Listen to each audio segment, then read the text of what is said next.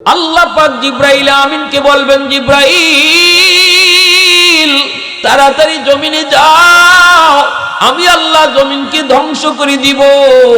কিন্তু এখনো কোরআন মানুষের ঘরে ঘরে আছে, কোরআনের হরফগুলি এখনো পৃষ্ঠায় পৃষ্ঠায়।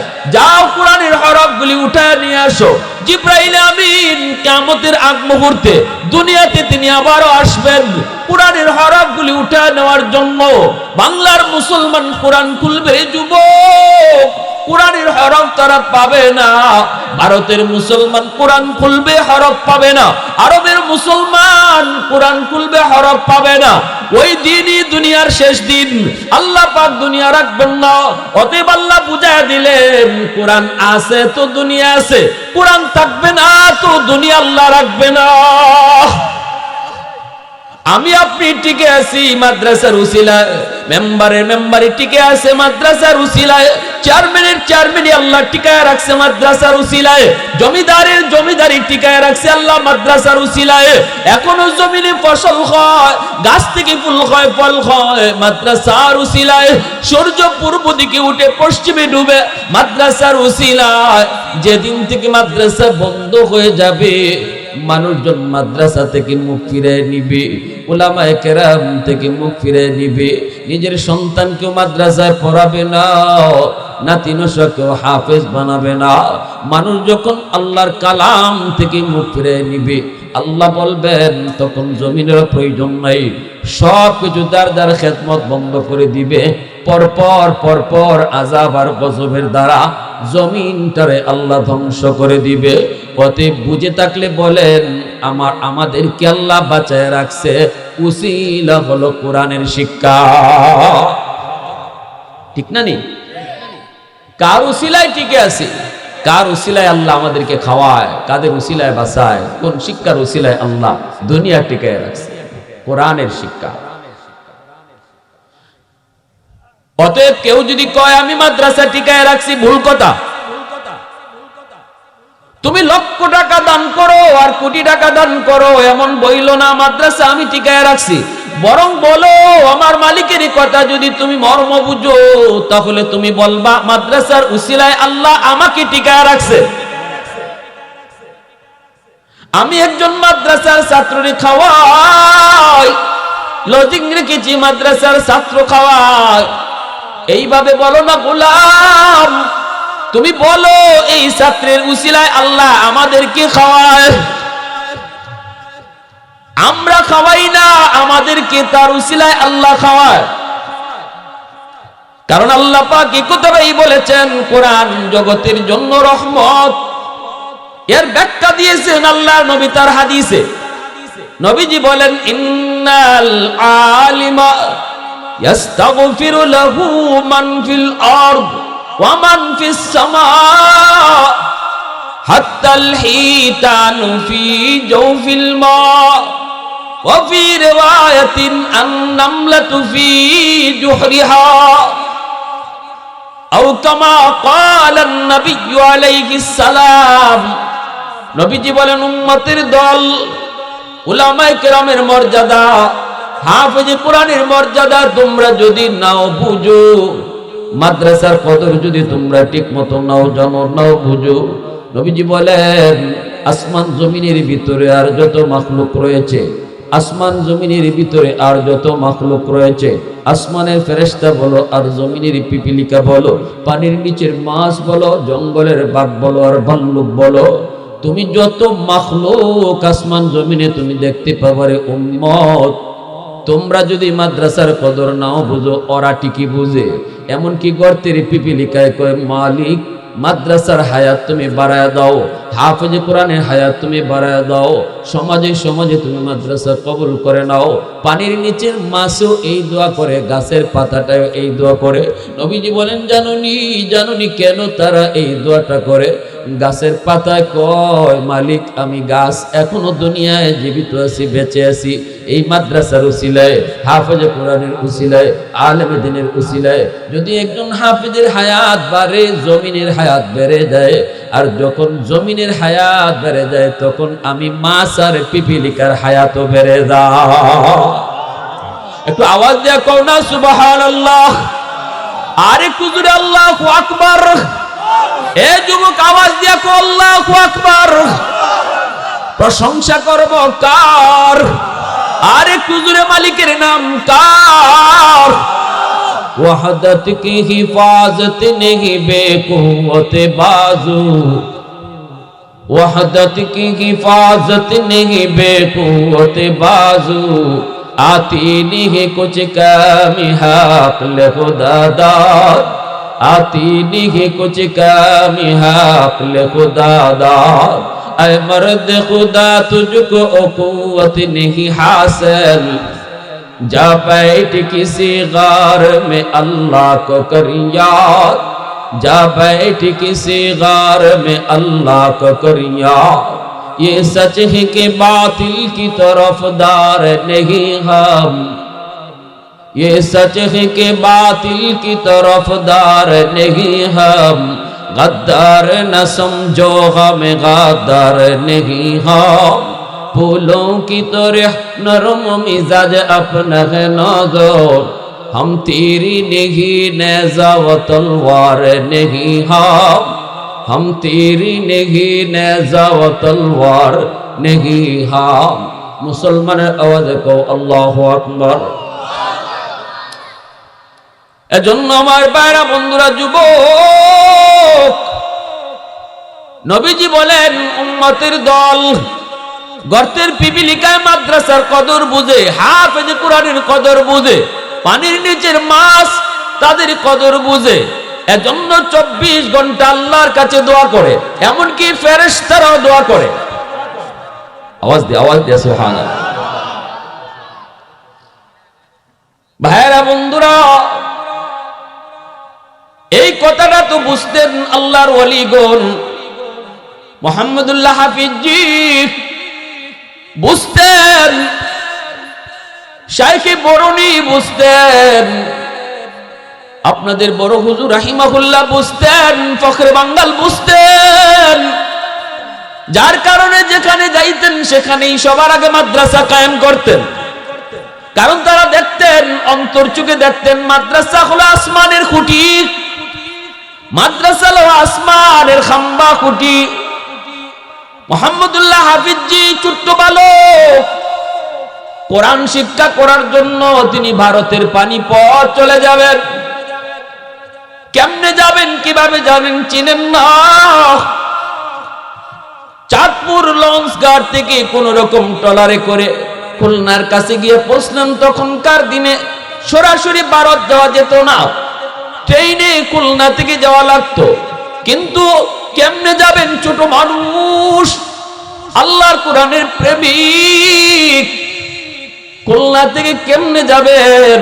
যাওয়ার কোন রাস্তা চিনেন না, জানেন না। হাঁটতেছেন, হঠাৎ করে একটা পাগলা কুকুর ওনাকে কামড় দিয়ে বসলো। কুকুরের কামড় খায় তিনি মাটিতে পড়ে কান্না শুরু করলেন। ছোট মানুষ কান্না শুরু করেছেন। এলাকার মানুষেরা দেখে তাদের বড় মায়া লাগলো, সবাই দৌড়াদৌড়ি করলো, দৌড়ায় তাকে নিয়ে হাসপাতালে নিয়ে আসলো। চেহারার মধ্যে মায়া তো হবেই, যাকে আল্লাহ পাক ওলি হিসাবে কবুল করেছেন, শিশুকালেই তার চেহারার মধ্যে নূর ঢুকাইয়া দিছে। ডাক্তার কয় এই চিকিৎসা বাংলার জমিনে হয় না, পাগলা কুকুরের কামড়ের চিকিৎসা যদি করাইতে হয় পাঠাইতে হবে ভারতের পানিপথ।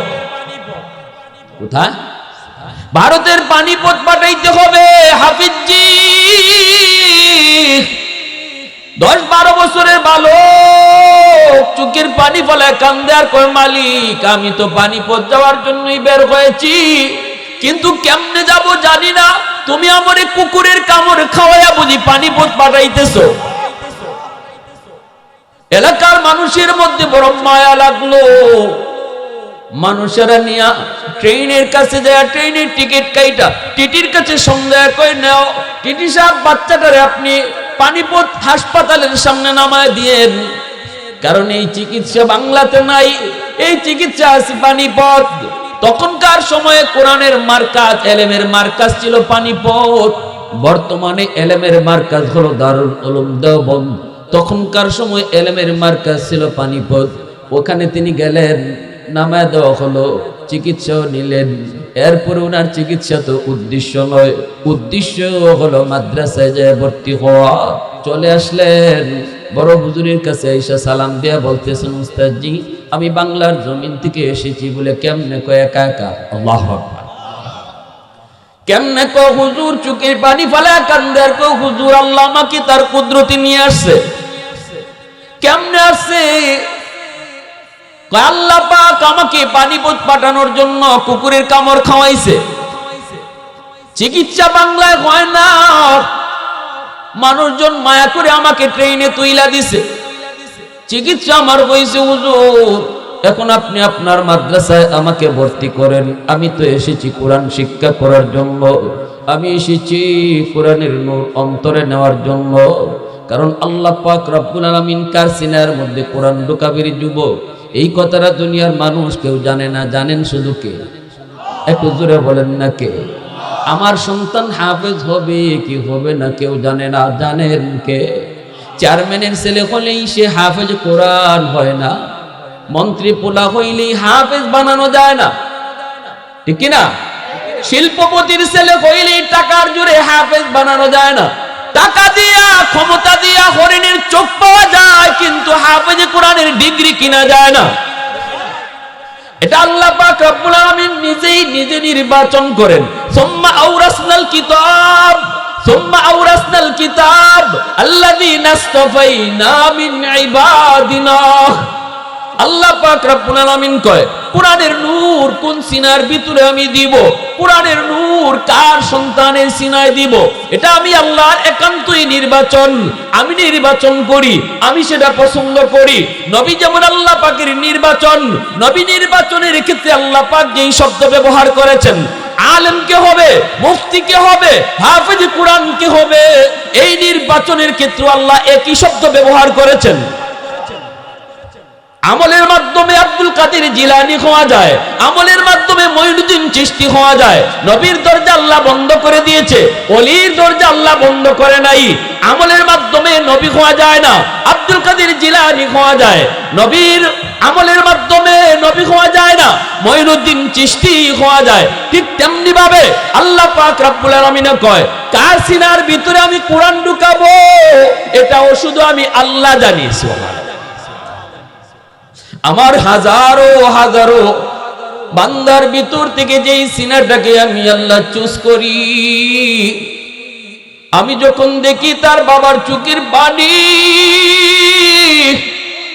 আমি আল্লাহ যখন দেখি তার মার চোখের পানি, গভীর রাতে মায় কান্না করে আর কই, মালিক আমার সন্তানকে তুমি কোরআনের হাফেজ বানাও।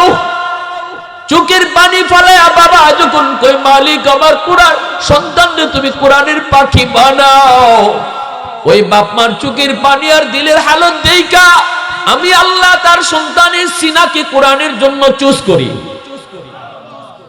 আমি আমার কালামকে তার সিনায় আমানত রাখি, আমানত। এটা আমি আল্লাহর একান্তই নির্বাচন।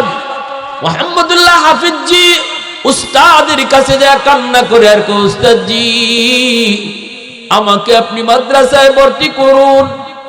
এইবার উস্তাদ চোখের পানি ফেলায় কয়, বাবা মুহাম্মদুল্লাহ বেশি দেরি হয়ে গেছে রে বাজার, আমার তো ভর্তির টাইম শেষ, যতটুকু ছাত্র নেওয়ার কথা এর চেয়ে বেশি হয়ে গেছে, আর কোনো সুযোগ নাই, মাদ্রাসায় থাকার সুযোগও নাই, বোর্ডিং এ খাওয়ানোর কোনো ব্যবস্থাও নাই, একজন ছাত্র রাখার মতো কোনো পরিবেশ নাই। বাজার টিকিটটা ছিড়বি না, ফিরতি টিকিটটাই তুমি এবারের মতো বাংলায় চলে যাও, আগামীতে আসলে পরে আমি তোমাকে ভর্তি করব। মুহাম্মদুল্লাহ হাফিজ যে ছোট্ট বালক উস্তাদের সামনে টিকিটটা সাথে সাথে ছিঁড়ে ফেললেন, আর বলতেছেন, উস্তাদ জি আমি আর যাব না, আমার মালিকের কালাম সিনায় না লইয়া আমি বাংলায় যাব না। উস্তাদের পা জড়ায় ধরে কান্দেন। এইবার উস্তাদ কই, বাবা পা ছাড়ো, কই রাখবো কই খাওয়াবো, কই রাখবো কই খাওয়াবো। ছোট্ট বালক মুহাম্মদুল্লাহ বলেন, উস্তাদজি আমাকে শুধু আপনি ভর্তি করেন, আমি শুধু একটু ক্লাসে বসবো, আমি ক্লাসে বসে বসে শুধু পড়াটা নিব, থাকা খাওয়া আপনার চিন্তা করা লাগবে না। উস্তাদ কই তাহলে কই থাকবি তুই, কই খাবি? আমার আল্লাহ আমাকে রাখবে, আল্লাহ আমারে খাওয়াবে। মাদ্রাসার পড়া শেষ কইরা মোহাম্মদুল্লাহ হাফিজজি তিনি চলে আসলেন এলাকার মসজিদের মধ্যে আইসা তিনি মাগরিব পড়লেন, এশার নামাজটা পড়েও তিনি মসজিদে বসা রইলেন। সবাই এশার নামাজ পড়ে যার যার বাড়িতে চলে যায় গো, কিন্তু ছোট্ট বালক তিনি তো মসজিদের কোনায় বসে বসে আমার আল্লাহর সাথে যেন কি কথা কয়। খাদেম সাহেব কয়, বাবা কোনোদিন তো তোমাকে এই এলাকায় দেখলাম না, কোথায় তোমার বাড়ি, কার কাছে আইছো, কোন বাড়িতে আইছো, কেন আইছো, এখন বের হও, আমি এখন মসজিদ তালা দিব, আমি মসজিদটা তালা দিব। মুহাম্মদুল্লাহ বলেন, চাচা যান, এই এলাকা আমার বাড়ি নাই, আপন বলতে কেউ নাই, আমার বাড়ি হলো পূর্ব পাকিস্তান বাংলায়, আমি এসেছি আপনাদের মাদ্রাসায় পড়ালেখা করার জন্য, কিন্তু মাদ্রাসায় ভর্তির টাইম শেষ, মাদ্রাসায় জায়গা, খাওয়ার জায়গা, থাকার জায়গা নাই, শুধুমাত্র মাদ্রাসায় আমাকে হুজুর ভর্তি করেছেন আর বলছেন বাবা থাকা খাওয়ার কোনো ব্যবস্থা মাদ্রাসায় হবে না। আমি বলছি আমার আল্লাহ ব্যবস্থা করব। চাচা যান, আমি আপনার কাছে একটু অনুরোধ করব, আমাকে মসজিদের বারান্দায় একটু থাকতে দিবেন নি গো, আমি শুধু বারান্দায় শুয়ে শুয়ে আমার মালিকের কালাম শিখব, একটু থাকার ব্যবস্থা আমাকে মসজিদের বারান্দায় দিবেন। খাদেম সাহেব কই, বাবা থাকার সুযোগ দিতে পারি, তোমার দিকে মায়া লাগছে, কাঁদতেছো, মায়া লাগছে, থাকার সুযোগ দেওয়া যেতে পারে, কিন্তু বাজান রে আমাদের এলাকার মানুষ বড় গরিব, যদি কেউ একটু খাওয়াইতে, কেউ তোমার খাওয়াইতে পারবে না, এখন একটু কও তুমি থাকতে পারবা, কিন্তু খাওয়ার কোনো ব্যবস্থা নাই। আল্লাহর ওলি কয়, আমাকে একটু থাকার ব্যবস্থা দিলেই হবে। থাকার ব্যবস্থা তিনি পেয়ে গেলেন মসজিদের বারান্দায়, আল্লাহর কালাম তিনি পড়তেছেন, কোরআন শিখতেছেন, এলেম অর্জন করেন, কিতাব পড়েন। রাত যখন 10টা বেজে গেল, পেটের ক্ষুধায় তিনি অস্থির, বের হয়েছেন পাশের একটা বাজারে, ভাঙ্গাচোরা একটা এলাকার বাজার, ভাঙ্গা বাজার, ওই বাজারে দেখেন একটা ভাঙ্গাচোরা একটা হোটেলের মালিক হোটেলটা বন্ধ করে ফেলবে, কিছুক্ষণের ভিতরে হোটেলটা বন্ধ করে ফেলবে। ছোট্ট বালক তিনি যে বলতেছেন, চাচা যান, আমাকে আপনি আপনার হোটেলের বাসি রুটি যদি থাকে 2টা রুটি দিবেন নি গো, আমি সারাদিন কিছু খাই না, একটা রুটি যদি দেন আমি পানিতে ভিজায় রুটিটা খাইব। হোটেলের মালিকে কই, বাবা না, কোনো বাসি রুটি নাই। তিনি বলতেছেন, চাচা গো আমাকে মাগনা দেওয়া লাগবে না, মাগনা দেওয়া লাগবে না, জানি কিছু একটা নয়তো 2টা রুটি, নতুবা 1-2টা রুটি আপনার এমনি পড়ে রইছে, চাচা আমারে মাগনা দিয়েন না, আমি আপনার হোটেলে কাম করব। কই কি কাম করবা? ওই যে মানুষজন সারাদিন খায়া তারা চলে গেছে, প্লেটটা এখনো জুটা রইছে, ওই জুটা প্লেটটা আমি পরিষ্কার করব, জুটা প্লেটটা আমি পরিষ্কার করব, বিনিময়ে আমারে 2টা রুটি আপনি দিয়েন, বাসি রুটি। ওই 2টা রুটির ভিতরে একটা রুটি খাই আমি সারা রাত কাটাবো, আর একটা রুটি আমি সারা দিনের জন্য রেখে দিব। হোটেলের মালিকে কয়, ঠিক আছে, এই যদি হয় তাহলে রাখলাম। তিনি ওই বাসি, এই যে জুটা প্লেট, ওই প্লেটটা তিনি পরিষ্কার করেন, বিনিময়ে তাকে 2টা রুটি দেওয়া হয়, একটা রুটি পানিতে ভিজায় সারা রাতের জন্য, আরেকটা রুটি রেখে দেন দিনের জন্য। এইভাবে তিনি মাদ্রাসায় পড়তেছেন, পড়ালেখা করতেছেন, আল্লাহর কালাম শিখেন। দিন যায় রাত যায়, অল্প দিনের ভিতরেই মাদ্রাসার 1 নাম্বার ছাত্র হয়ে গেছেন। উস্তাদদের নজরে পড়ে গেলেন, সকল উস্তাদদের বড় মায়ার বড় নজরে পড়ে গেলেন মুহাম্মদুল্লাহ হাফিজজি। উস্তাদরা বড় মায়া করতেছেন, বড় হুজুরও বড় মায়া করেন, কিন্তু কিন্তু কিছু করার নাই, মাদ্রাসায় সুযোগ নেই। যেভাবে থাকতেছেন এভাবেই থাকতেছেন।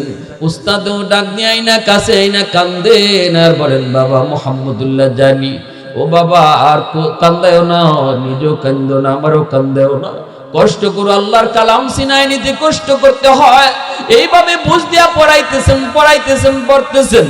ভাইরা বন্ধুরা, একদিন হঠাৎ করে এই এলাকার একজন মানুষ মারা গেল। জানাজা পড়ার জন্য মাদ্রাসার মাঠে হাজির করা হলো। জানাজা শেষ হলো।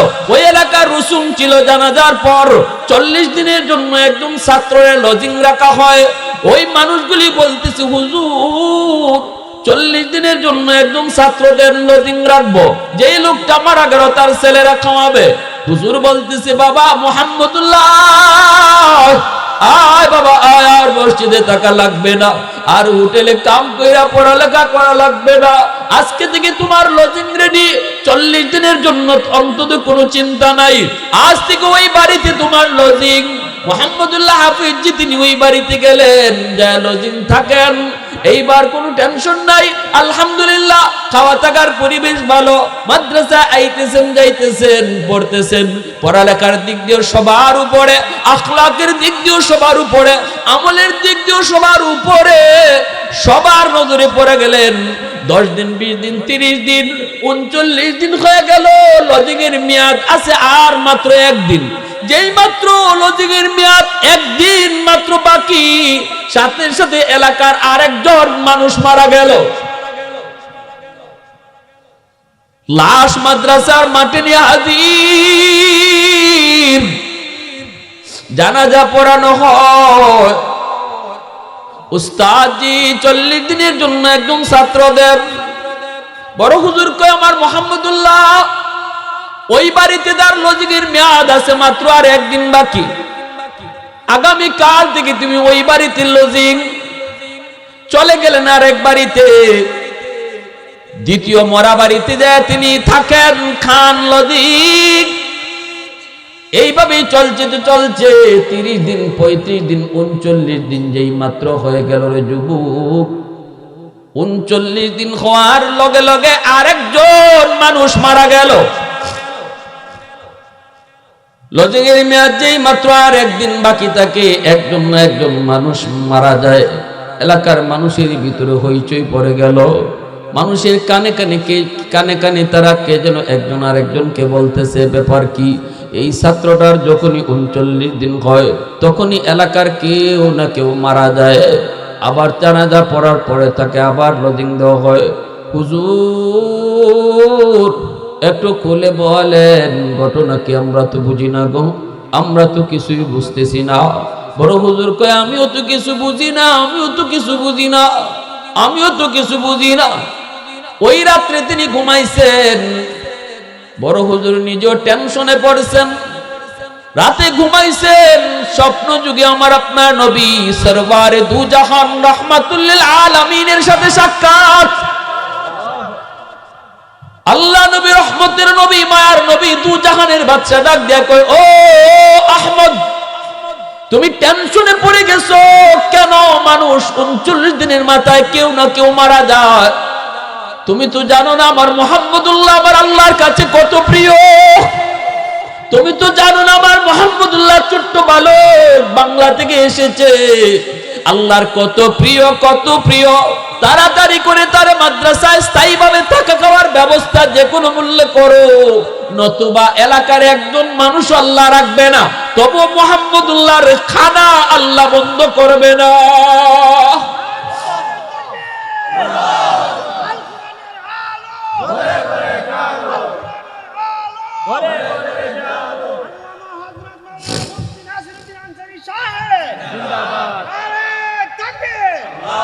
লা ইলাহা ইল্লাল্লাহ, সবাই লা ইলাহা ইল্লাল্লাহ, আওয়াজ দিয়া লা ইলাহা ইল্লাল্লাহ,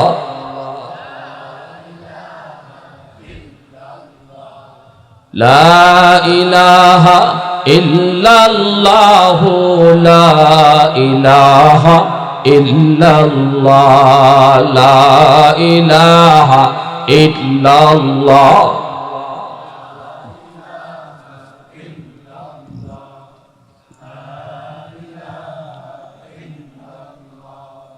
লা ইলাহা ইল্লাল্লাহ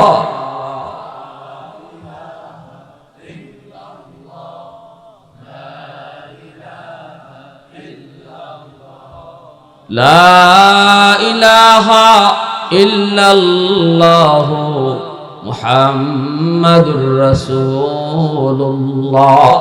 জোরে সুরে বলি সাল্লাল্লাহু আলাইহি ওয়াসাল্লাম। এজন্য আমার ভাইরা বন্ধুরা, যে কথা বলতেছিলাম, আল্লাহর কালাম, যে কালামের উসিলায় আল্লাহ পাক জমিন টিকায় রাখছে। আপনাদের এলাকার জন্য আপনাদের মাদ্রাসা হলো রহমত। কথাটা আল্লাহ পাকের। এই এলাকার জন্য, যেই এলাকার যেই মাদ্রাসা, সেই মাদ্রাসা হলো এলাকার জন্য রহমত।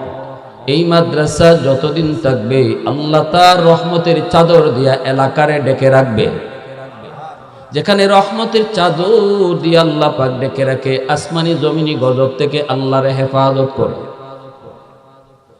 আসমানি জমিনি গজব থেকে ওই এলাকারে আল্লাহ হেফাজত করে। যেখানে রহমত নাই সেখানে গজব আসে, রহমত যেখানে নাই সেখানে গজব, রহমত যেখানে আছে সেখানে গজব নাই। ঠিক কিনা জোরে বলেন? ইমাম গাজ্জালি দাকাইকুল আকবার নামক কিতাবের ভিতরে নবীর একখান হাদিস এনেছেন। কিয়ামতের ময়দানে আল্লাহ পাক একজন মানুষকে কইব, ও বান্দা, তোমাকে আমি আল্লাহ মাফ করে দিব, কিন্তু উসিলা লাগবে। বলো তো দেখি, দুনিয়ার জমিনে কোন আলেম, হক্কানি আলেম, আমার নবীর ওয়ারিস, এমন কোন আল্লাহওয়ালা আলেমের মজলিসে তুমি বসছিলা কিনা? এতটুকু উসিলা যদি আমি আল্লাহ পাই, হাসরের ময়দানে ওই উসিলায় তোমারে মাফ করে দিব। আল্লাহ হাসরের ময়দানে ছোট ছোট উসিলা খুঁজবে, কোন উসিলায় আল্লাহ কাকে মাফ করে দিতে পারেন। হাসরের মাঠে আল্লাহ পাক বহু ছোট্ট ছোট্ট উসিলায় বহু বান্দা বান্দিরে মাফ করে দিবেন। তখনই লোকটা কইব, মালিক মনে পড়ে না, আল্লাহ কোন আলেমের মজলিসে বসছি কইয়া মনে পড়ে না, এলাকার ভিতরে মাহফিল ছিল কিন্তু আমি দুর্ভাগা হতভাগা, আমি এসে বসার মতো তৌফিক পাই নাই। আল্লাহ পাক কইব, ঠিক আছে বান্দা, বল কোন আলেমের সাথে এক দস্তরখানায় বইসা জীবনে খানা খাইছো কিনা? কইব, না গো মালিক, মনে পড়ে না। এবার আল্লাহ কইব, বল দেখি আলেমের যেই করে ছিল এই করে তুমি কোনোদিন থাকছো কিনা? কইব, না গো মালিক, মনে পড়ে না। এবার আল্লাহ পাক কইব, তোমার কোন সন্তানের নাম আলেমের নামে নাম রাখছো কিনা কও। সুবহানাল্লাহ জোরে বলেন। ইমাম গাজ্জালি রহমতুল্লাহ আলাইহি দাকাইকুল আখবার নামক কিতাবের মধ্যে আনছেন নবীর হাদিস। আল্লাহ পাক এমন বহু বাপ মারে মাফ করে দিব যে বাপ মায়ের সন্তানের নাম কোন একজন আল্লাহওয়ালা আলেমের নামে নাম রাখছিল, এই উসিলায় আল্লাহ মাফ করে দেব। তখন কইব, না গো মালিক, মনে পড়ে না, মনে পড়ে না। আল্লাহ পাক রব্বুল আলামিন কইব, তাহলে দেখি একটু কও কোন একজন আলেমের সাথে তোমার সম্পর্ক ছিল কিনা? না গো মালিক, মনে পড়ে না। আল্লাহ কইব, ও বান্দা, কোন একটা উসিলায় তো তোরে মাফ করতে পারলাম না, এবার শেষমেশ একটা কথা আমি তোরে জিজ্ঞেস করি, তুই ক। শুনবার ইচ্ছা আছে আপনাদের? কার কার আছে একটু হাত তুলে আল্লাহ। আল্লাহ তুমি কবুল করো, সবাই বলে না। আল্লাহ শেষমেশ একটা উসিলা কইব, দুনিয়াতে তোর এমন কোন বন্ধু ছিল কিনা যেই বন্ধু আলেম উলামাদেরকে মহব্বত করত? ডাইরেক্ট না, ইনডাইরেক্ট। সুবহানাল্লাহ। এই যে আপনাদের মাদ্রাসা দারুল উলুম হামিউস সুন্নাহ কওমি মাদ্রাসা, আল্লাহ মনে করেন এইভাবেই জিগাইব, বান্দা তুই মাদ্রাসায় কোনোদিন গেলি না, মাদ্রাসার ছাত্রদের পাশেও বসলি না, সহযোগিতাও করলি না, কিন্তু বল এমন কোন বন্ধু তোর ছিল কিনা যেই বন্ধু এই মাদ্রাসায় আসা যাওয়া করত? সুবহানাল্লাহ। তখন কইব, মালিক মনে পড়েছে, আমার একজন বন্ধু ছিল, আমার বন্ধু মাদ্রাসায় আসা যাওয়া করত, ছাত্রদের খোঁজ খবর নিত, উস্তাদগণের খোঁজ খবর নিত, মসজিদের ইমামের সাথে সম্পর্ক ছিল। মাদ্রাসার কোনো কিছু প্রয়োজন হলে আমাকে শুনাইতো, আমিও কিছু চাইলে সাধ্যমতো তার হাতে দিতাম। আমি যাই নাই, কিন্তু আমার বন্ধু যাইতো। তখনই আল্লাহ পাক কইব, ফেরেশতারা আমার বান্দারে ফিরে আনো, জাহান্নামে নেওয়া লাগবে না। আমার নবীর নায়েবদের সাথে ডাইরেক্ট না, ইনডাইরেক্ট তার সম্পর্ক প্রমাণিত হয়েছে। ওই উসিলা ধরে আমি আল্লাহ তারে হাসরের মাঠে মাফ করে দিলাম। আওয়াজ দেয়া কো, প্রশংসা করব কার? আর একটু জোরে কার? আলহামদুলিমান কাদ্দারা খাইরাও ওয়া কাবালা, আলহামদুলিমান কাদ্দারা খাইরাও ওয়া কাবালা, ওয়া শুকরু লিমান সাওয়ারা হুসনাও ওয়া জামালা, ফারদুন সামাদুন আন সিফাতিন খালকি বারিউন, রব্বুন আযালিয়ুন খালাকাল খালকা কামালা, লা জিদ্দা ওয়ালা নিদ্দা ওয়ালা হাদ্দা লিমাওলা, আল আনা কামা কানা ওয়া লাম ইয়ালকা যাওয়ালা, আল আনা কামা কানা ওয়া লাম ইয়ালকা যাওয়ালা। হাসরের মাঠে আল্লাহ একটা মুকুট হাতে নিয়ে দাঁড়ায় থাকবে। কই তোমরা বাপ মা? নবীর বাপ মা এসে কইব, আল্লাহ আমি তো অমুক নবীর আম্মা, অমুক নবীর আব্বা। আল্লাহ বলবেন, আমি নবীর কোনো বাপ মারে খুঁজি না। এমনি হাফেজের মা, হাফেজের বাবা, আলেমের মা, আলেমের বাবা এসে কইব, মালিক আমাকে বুঝে আপনি চিনছেন, আমি অমুক হাফেজের মা, অমুক আলেমের বাবা। আল্লাহ হাসরবাসীর সামনে কইব, আমি তো তোমাদেরকেই খুঁজতেছি। মান কারা আল কুরআন ওয়া আমিলা বিমা ফিহি উলবিসা ওয়ালিদাহু তাজান ইয়াউমাল কিয়ামা দাউহু আহসানু মিন দাউই শামস। সেদিন আল্লাহ নিজের হাতে মুকুট পরাবে। কাকে? কয় হাফেজের বাপ মারে। কারে? কয় আলেমের বাপ মারে। আল্লাহু আকবার, জোরে কও। আল্লাহর হাতে মুকুট পরার ইচ্ছা কার কার আছে? হাত তুলে একটু আল্লাহরে দেখো। মন থেকে হাতটা তুলো। আল্লাহ যেন আওলাদ থেকে হাফেজ আলেম আল্লাহ কবুল করে। সবাই বলে না আমিন, আরো জোরে বলে না। কোন না কোন সুরতে মাদ্রাসার সাথে সম্পর্কের জন্য রাসূল কইছে, কুন আলিমান ও মুতাআল্লিমান ও মুহিব্বান ও মুঈনান ফালা তাকুন খামিসা। সাদলে ভিতরে তাহো ওই মাদ্রাসার ছাত্র নাইলে উস্তাদ পারছো না, তাইলে মাদ্রাসার মহব্বত করো আর সহযোগিতা করো, এর বাইরে যাও না। রাসূল বলতেছেন, সাবধানের বাইরে যাও না। যাদের উসিলে আল্লাহ তোমারে খাওয়াইতেছে, যাদের উসিলে আল্লাহ দুনিয়া টিকায় রাখছে, যে শিক্ষার উসিলায় আল্লাহ পাক তোমার সকল কর্মকাণ্ড আল্লাহ পাক সুন্দরে চালায় নিতেছে, তারা থাকলে আমি আল্লাহ তোমাদেরকেও রাখবো।